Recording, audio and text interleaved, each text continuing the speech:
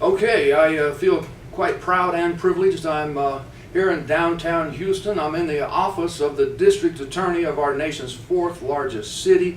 I'm with the District Attorney, Kim. Hello, Kim. How are you today? I'm great, Dean. Thank you for this interview. It's been a while, but I think we need to talk. Things are changing. People are beginning to realize the drug laws have failed. Major newspapers, even our Houston Chronicle, is nibbling at the edges. Politicians around the country are beginning to speak a little more boldly, and I think today we might just make some history. First, we want to talk about what you're maybe best known for is the Misdemeanor Marijuana Diversion Program, and the statistics indicate that you have saved the futures of many youngsters, because that's mainly who gets caught out there on the roads with marijuana, and they won't have that black mark, and they'll be able to have a decent life without being excluded from credit, housing, employment, right? Yes. Right. Now, I noticed the numbers are good, but they're not quite what you had projected when we began, and I'm figuring that's some cops just don't want to quit what they had done before. Circumstances, maybe a possession of paraphernalia compounds it, I don't know, those sorts of things. What does create... Well, we're really proud of our numbers. We hit 10,000 diversions in April, which was a milestone for Harris County, the most drug prosecuting county in Texas historically. Before my administration began, 10,000 people per year were being arrested and convicted of misdemeanor or felony possession of marijuana. It was a $28 million waste for taxpayers and an enormous waste of human capital. So the number is great. I think the reason we didn't see 10,000 per year diverted is because police have stopping as many people. I think once we reached the agreement that we were going to divert and ask them to do it there at the point pre-arrest, that probably influenced some police to stopping as many people in cars with the idea that they would then maybe have probable cause for search or at least reasonable suspicion. So I think that we have affected things in a good way and in somewhat an unexpected way with fewer stops. I think there are some small jurisdictions who are utilizing Class C citations. Our governor recommended it and wanted the law changed, but the lieutenant governor, it's my understanding, blocked all legislation to reform marijuana laws. Yeah. Interestingly, there's a brand new law in the books that legalized hemp that we think makes an enormous difference in the prosecution of any marijuana cases. And that's something that's just breaking out of the news cycle now. Right. And the law that changed basically requires prosecutors, if we are to prove a case beyond a reasonable doubt that the police have filed in a drug case involving marijuana, we now have to prove through lab tests that the substance seized is actually marijuana, not hemp. The only difference in the same plant being hemp has a concentration of THC less than 0.03, and marijuana has a concentration in the plant that it is of more than 0.03 THC. Now, the lab testing wasn't forgotten by the legislature. In fact, the Department of Public Safety had a $35 million fiscal note attached to the legalization of hemp bill, but the legislature stripped it, leaving local DAs with no way, and local law enforcement, no way of obtaining marijuana quantification tests, which is what the new law requires, at a local level. This virtually ends new case filings of marijuana. We're telling law enforcement and that we'll work with them on felony cases. If they can get it tested, then we'll file them. But as far as misdemeanor marijuana, our program still stands. We divert everyone, regardless of criminal history, and I think that program has proven to be better than anything the legislature has been willing to give us. All right, now, hemp, there's just no way to detect the percentage that when a policeman stops you. Correct. He cannot determine whether it's hemp or marijuana. There's just no way. And I'm wondering, we did a little exchange on this, and I wonder if it doesn't just negate their ability to bust people for small baggies of some green plant matter. Your thought there, please. Our thought is that we, in this district attorney's office, will require lab testing for any marijuana case that's filed. If it's a felony amount, there may be a way to extend the wait period. We can write a to-be warrant after there's lab testing. And in some instances, if it's a huge load, then of course we could go ahead and take the charges. But that'll have to be determined on a case-by-case basis, because the law enforcement agency is going to have to pony up the money Yep. to test the drugs so that we can prove in court that the substance is marijuana. As you know, our marijuana diversion program has eliminated most case filings of misdemeanor pot cases in Right. Harris County. We still filed a couple thousand a year because we had allowed the school police to file drug-free zone school cases. I think now that's changed. Without a lab test, we're not willing to accept those cases. So everyone will be diverted through the MMDP. Okay.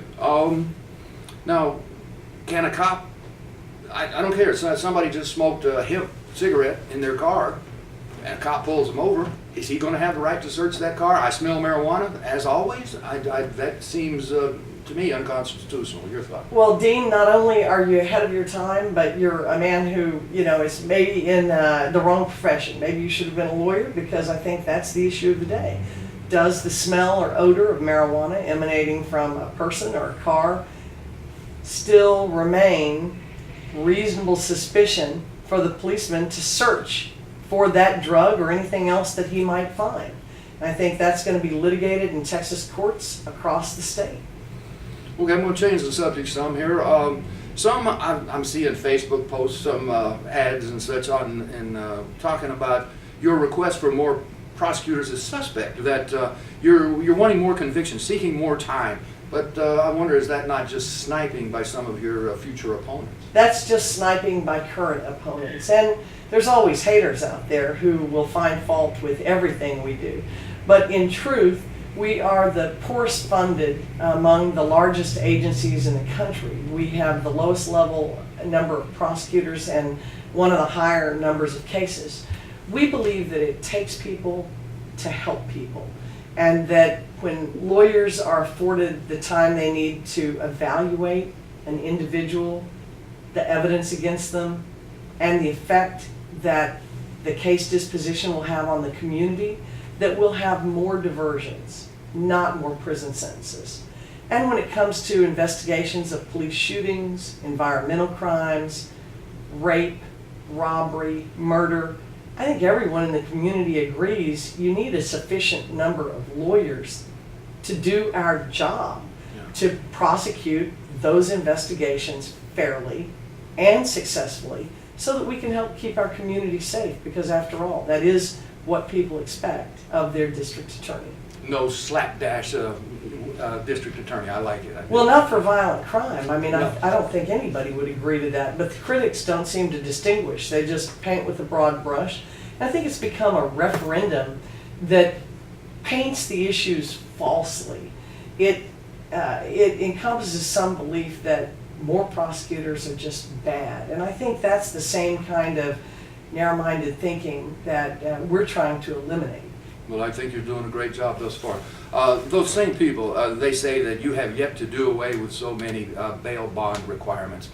Address that thought, please. Well, that's untrue. I was the first agency to file an amicus brief in support of misdemeanor bail reform.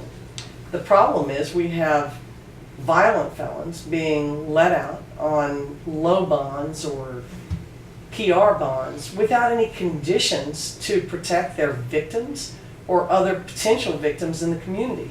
So when I supported bail bond reform, I did it for misdemeanor cases because I felt that they were low-risk offenders in general. There are some exceptions, domestic violence abusers, drunk drivers, but most misdemeanor offenders should be allowed to continue working in the community while their case was pending. But violent felons are another story. And so I would suggest that the folks who are criticizing me are disingenuous, and perhaps they don't mind violent offenders on the street. If you live in a nice neighborhood, let's say River Oaks or West University or even Sunset Boulevard, you probably don't face the same problems that everyday Houstonians have when it comes to violent crime. No, so true. Now, we're going to really move in a different direction here. The bust that happened on Harding Street, where the residents were killed, their dog was shot, 4 officers wounded. They were kicking in the door in street clothes. They had an illegal, a bad warrant from my perspective. They fabricated an informant. They likely fabricated a previous buy. They said there was black tar heroin. All they found was 1/3 of an ounce of weed and a smidge of cocaine. And I say this is one of the most classic examples of the horrible logic of the drug war gone bad. Your response, please. Well, the drug war is illogical. I don't think you can declare war on a population that chooses to either not abide by prohibition or simply against prohibition. I don't think that's grounds for a war against our own people. That's an issue that should be determined legislatively. But we've got to have legislators with the political will to change those laws. As long as they exist, you're going to have police who will enforce them, and you're going to have prosecutors who will try those cases in court. We are doing a lot to change that here in Harris County. But what you've touched on, the Harding Street raid, is the biggest civil rights case, certainly in this part of the country. It's perhaps the biggest case I've seen in my 32 years when it comes to the implications for the whole department, especially the narcotics division. And so the use of confidential informants, the payments, the records, I think these are all things that we are very interested in coming through for evidence of patterns and practices that may need to be changed. As far as this particular shooting and the officers involved, they're all part of an open investigation right now. And I think this is a tragic case. Our community is understandably upset. They want justice, and I want it for them. So that's where we're going. All right. You know, this is arbitrary, facetious, I don't know the word, but I figure if the cops were to kick in any 10 doors in our fair city, any neighborhood you want to go to, they're going to find marijuana in 3 of them. They're going to find some coke or heroin or pills, something illegal in 1 out of those 10. And I guess what I'm saying is it's just drug users are pretty good people normally. They don't draw attention as I don't know, as historically put in the movies or on the TV shows. They're just not that desperate or deadly. And I guess what I'm saying is we need to think again why we do this. I'll probably botch this question, but if you kick in 10 doors in Houston, you're going to find weed in 3 and probably pills in another. Your thought to that, please. Well, I think that whether your statistic is right, I have no idea. But I can tell you that people who utilize drugs and do not participate in any type of violence pose the lowest threat to our community in terms of public safety. Many people are self-medicating because they have underlying mental health, even physical health issues. You know, I think if you looked in a lot of old ladies' purses, you might find pills that weren't prescribed to them. Yeah. So it's the disparate enforcement that makes people so angry with the system. When we see more black and brown people, more men, more young people than old people being stopped, searched, arrested, it's not just disturbing, it is a threat to our whole democracy. People must believe our system is fair if they're going to keep participating in it. And I think that's why it's so important that the top law enforcement officials, myself, Chief Art Acevedo, Ed Gonzalez, all agree that social problems and ills are not appropriate for us to try and handle. Those are huge problems that must be dealt with through appropriate resources by our governing bodies and direct service to people. And that declaring war on people who use drugs has not just been a huge waste of money, but it's cut our nose off to spite our face as a society. You can't send millions of people to prison and not and refuse to see what has happened in our society as a result. A lot of lost opportunity and a lot of bitterness. Now, you just mentioned our police chief, Art Acevedo. He has stated that we have at least 300 gangs here. That they, and I say, well, it's obvious, it's been proven over the years, they entice our children to lives of crime, join up with us, or addiction, try our product. Through legalization, they would not have a profit motive, and I think much of their violent behavior would disappear. Your thought there, please.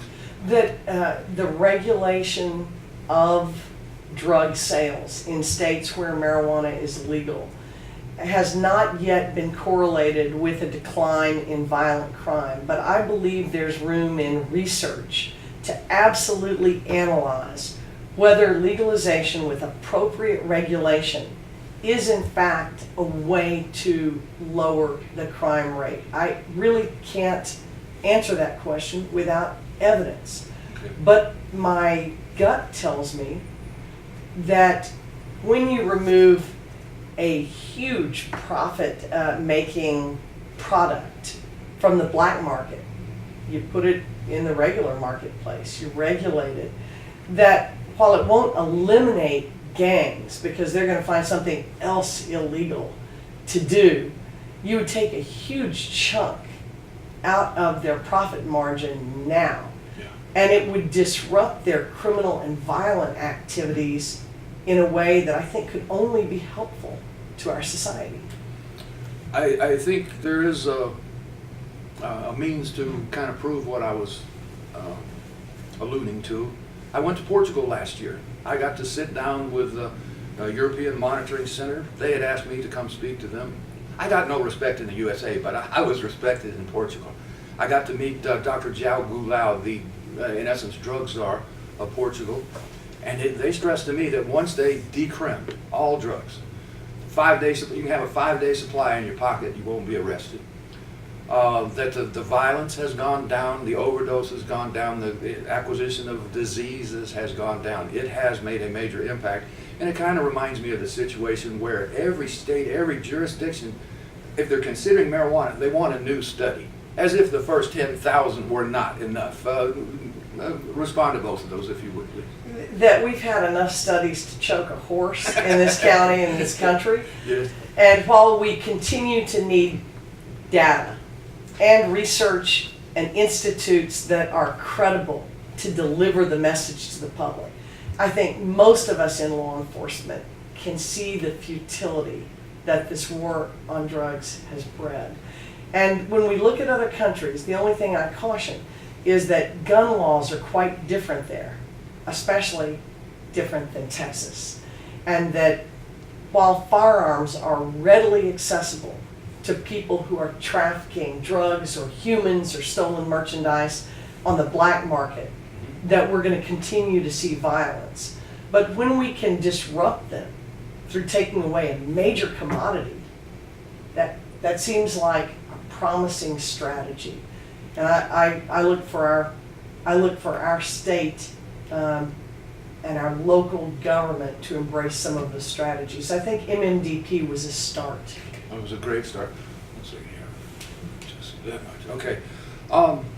You know, after my time in Portugal, I went to Switzerland. I got to meet the designer of their heroin injection program. Over the, I think it's 26 years, they've injected pure heroin 27 million times with 0 overdose deaths. And in 2017, here in the U.S., I think it was 45 of the 72,000 overdose deaths were opiate related. And in essence, the heroin injection facility is a safe injection facility. Here in Texas, we're afraid of needle exchange. The legislature passed it, but then they said, not in my county. What do you think of the potential for needle exchange and a safe consumption facility for our fair city where folks are dying of these contaminated products? Well, poison is undetectable to the average user.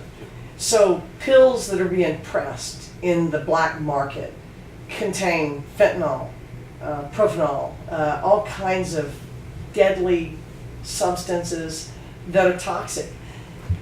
When we began to look at drug addiction as a public health concern instead of a public safety concern, everything is possible. But I think it's a preliminary reversal of position for most people who are in government. I would submit that law enforcement would and could be the first out of the chute to do that. But I think it's going to take the will of the people, and they'll show that will by who they vote for, and then what those individuals who are elected into the legislative branch do with regard to drug laws. That's where it must change. You know, I handed you those two cards I hand out at the civil courthouse every Wednesday before my TV show. And a lot of, there's judges and jurists and defense and prosecutors, and a lot of them stop and talk to me, and I tell them my rationale, the drug war's a failure, we got to end it. And they say, well, you're absolutely right, but it's never going to end. And it brings to mind, I know that terrorists and gangs and cartels, they love the drug war. It is a bonanza to them. But why do legislators and other public officials in Texas remain so in love with this drug war? Well, I think we still have a very misogynistic society, and that it's a macho thing to think that we can just find a problem and kill it. Public health is not a war. You know, public health is science-based. And I think the more that our society can stick to the evidence when we govern and make policies, the better we'll be. And if we look at the evidence and the data that relates to addiction and the spin-off crimes, I think the answer is clear. Low-level users, people who take illegal substances, are not all involved in crime, especially violent crime. They may be the victim because they're operating in a black market. And I worry that people who are part of a vulnerable situation, and you have to see that people who utilize drugs illegally are part of that vulnerable population. They suffer at the hands of criminals, just like they suffer in our criminal justice system.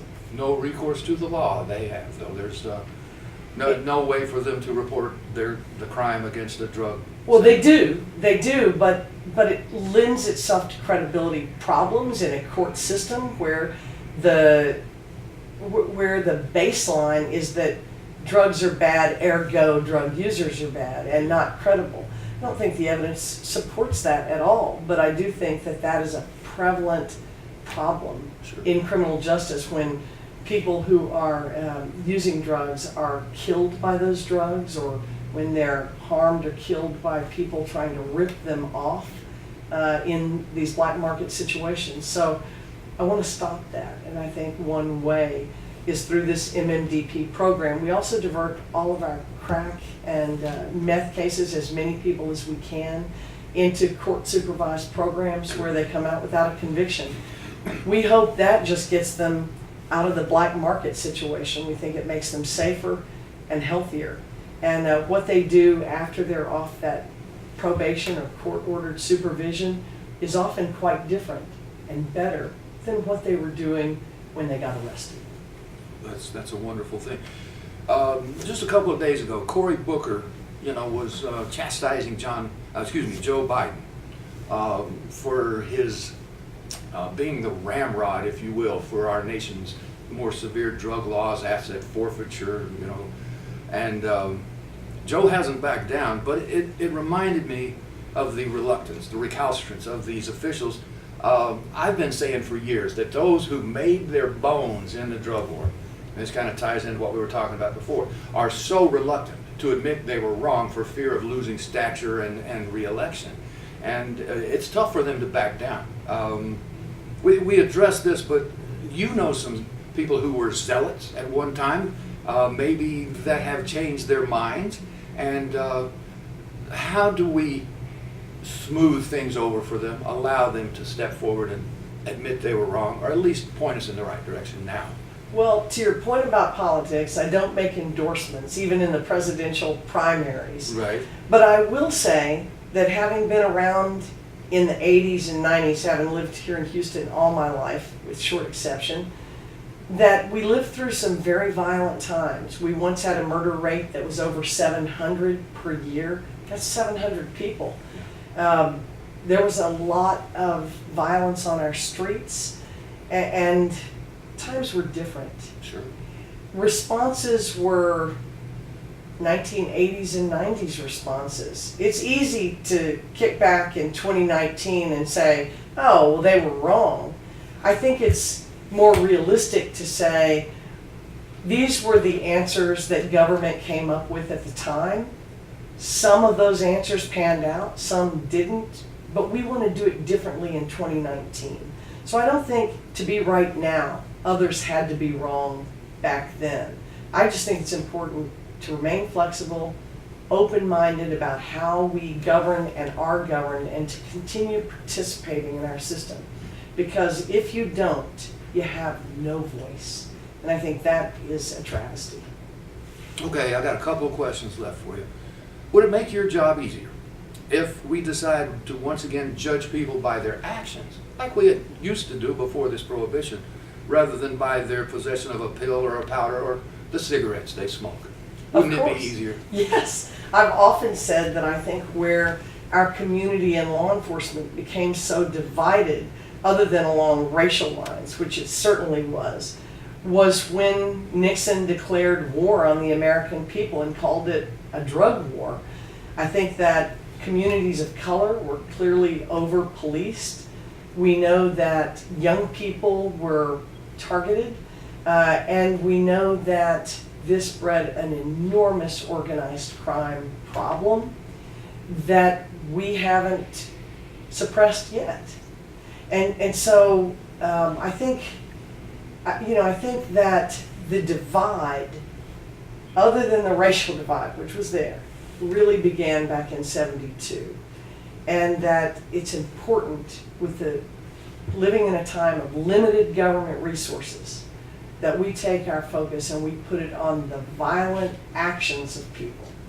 And we judge those actions. And this notion that you're hurting yourself is somehow a problem that law enforcement needs to inject itself into just seems like a new way of thinking that I hope more people in leadership positions will aspire to. All right, and this one I know the answer to. It's why I do what I do, is to challenge the logic of this drug war.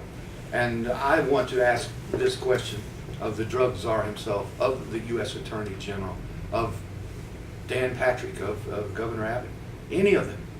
What is the benefit of drug war? Well, I look forward to their answers. Kim Hawk, thank you so much. My pleasure, Dean I Becker. appreciate it. Always good to see you. Oh, And my. thanks for remaining the maverick on the cutting edge that you have always been. Thank you.